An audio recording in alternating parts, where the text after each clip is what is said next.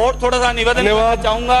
सभापति महोदय मारे गोटे 5 मिनट ही जे आप आशीर्वाद मिलो तो बड़े साउट तरीके में बोल हाँ थाली बात यूं राख ली। धन्यवाद सभापति महोदय, आपने मुझे बोलने का मौका दिया। सबसे पहले मैं शिव की जनता का धन्यवाद देना चाहूंगा कि उन्होंने एक अध्यापक के बेटे पे विश्वास जताया और प्रदेश की सबसे बड़ी पंचायत में सबसे युवा सदस्य बनने का मौका दिया। शिव की देवतुल्य जनता का मैं धन्यवाद देता हूं। साथ ही साथ मैं वर्तमान सरकार को बहुत बहुत धन्यवाद देता हूं कि वो यूथ पॉलिसी ले आए। घुमंतुओं और अर्ध घुमंतुओं के लिए पट्टे की व्यवस्था आपने की, जैसा कि पहले मैंने निवेदन किया था, इस सदन में मांग उठाई थी, उस पर काम हुआ, मैं उसकी बधाई देता हूं। साथ ही साथ राइजिंग राजस्थान एक सफल आपका आयोजन रहा, मैं उसकी भी आपको खूब खूब बधाई देता हूं। साथ ही साथ राइजिंग राजस्थान में हम सभी को जाने का मौका मिला, उसके एमओयू के बारे में पढ़ने का मौका मिला। रोज अखबारों में बहुत बड़ी बड़ी बातें उसको लेके लिखी जाती थी।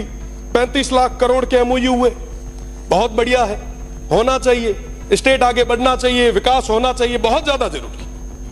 और जब उसके अंदर देखा कि 35 लाख करोड़ के एमओयूज में और क्या क्या है, तब पता चला कि साहब 28 लाख करोड़ तो हमारे अक्षय ऊर्जा के हैं। बहुत अच्छी चीज है, सब स्टेट में ऊर्जा तो होनी चाहिए।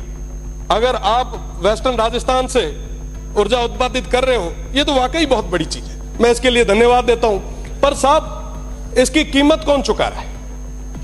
इसकी कीमत आज के समय में वो सीमांत के लोग चुका रहे हैं। उस अक्षय ऊर्जा के नाम पे आप जितनी भी बिजली जनरेट कर रहे हो, आप बताएं कि इस स्टेट को क्या मिल रहा है उसके बदले।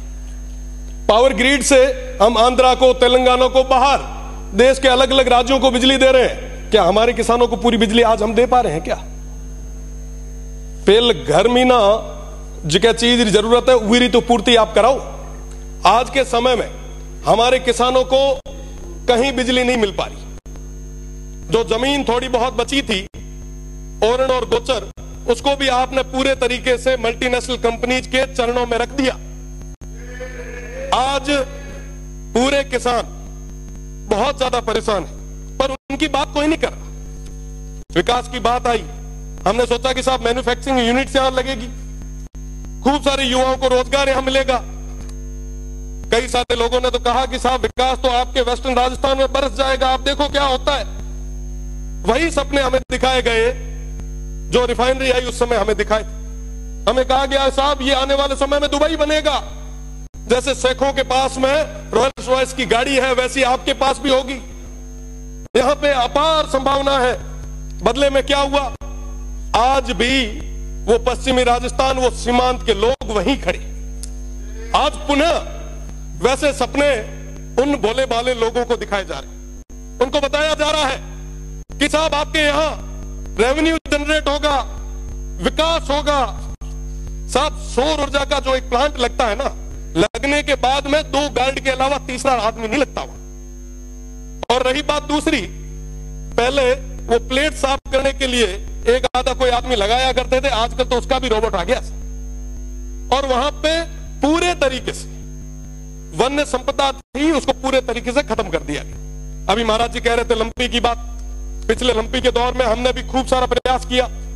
गाय हम सभी के लिए पवित्र है, भगवान रूपी है। पर साहब आप बताएं कि जब ये ओरण और गोचर खत्म हो जाएगा तो वो गौ माता कहां जाएगी? आज उसकी बात कौन कर रहा है? पिछले दिनों भैया गांव में ओरण पे अनैतिक तरीके से, अवैध तरीके से वो अलॉटमेंट हो रहे थे। हमने मांग उठाई, वो लड़ाई लड़ी, बदले में क्या? मुकदमे। क्या मुकदमों से डरा दोगे? क्या मुकदमों से दबा दोगे? मैं आपको कहना चाहूंगा कि वाकई अगर आप चाहते हो, वाकई अगर आप युवाओं के साथ हो, वाकई आप अगर किसानों के साथ हो, मैं आपसे निवेदन करना चाहूंगा कि आप 70% अनस्किल्ड और सेमी स्किल्ड में प्राइवेट जॉब्स में रिजर्वेशन लाएं और कहें कि साहब जहां पे ये काम हो रहा है वहां के युवाओं को हम वरीयता देंगे। आप लाए? आप नहीं ला पाएंगे। मैं चैलेंज करता हूं, अगर आप ले आ पाए तो आप कहोगे वहां खड़े रहने के लिए हम लोग तैयार हैं। साहब आज इस तरीके से आप ये जो काम कर रहे हैं वाकई बहुत दुखद है। लाखों की संख्या में खेजड़ियां कट रही है। वन्य संपदा खत्म हो रही है। आप याद करो तेजाजी महाराज को, बाबू जी को, हड़बू जी को, अमृता देवी जी को, जम्बेश्वर भगवान को, सब पर्यावरण के लिए उन्होंने क्या क्या नहीं किया। पर आज बदले में क्या हो रहा है? हम एक तरफ एक पेड़ मां के नाम लगा रहे हैं और दूसरे तरफ 100 पेड़ किसके नाम पे काट रहे हैं। जवाब मांगती है ये जनता, स्टेट देख रहा है। और मैं तो पश्चिमी राजस्थान के उन तमाम हमारे 47 माननीय सदस्यों से मैं कहना चाहूंगा, अगर समय रहते आपने उस क्षेत्र की आवाज को नहीं रखा तो वो जनता तैयार बैठी है। ये 1 साल निकल गया, 4 साल निकल जाएंगे, पता नहीं चलेगा। साहब उन लोगों के लिए, उन सीमांत के लोगों के लिए अगर कुछ भला कर सको तो कर लो, इससे बड़ा कोई मौका नहीं आना है। आप जिस सौर ऊर्जा की बात कर रहे हो, आप जिस विंड की बात कर रहे हो, मैं बताना चाहूंगा वो विंड जहां लगता है आसपास के 500 मीटर उस परिधि में कोई भी इंसान और आने वाली पीढ़ी वो सुन नहीं पाएगी। ये स्थितियां उस क्षेत्र में पैदा होने वाली है। साथ बात करनी होगी। मैं तो निवेदन करूंगा सभापति जी से कि आप नहीं होगा। माननीय सभापति महोदय,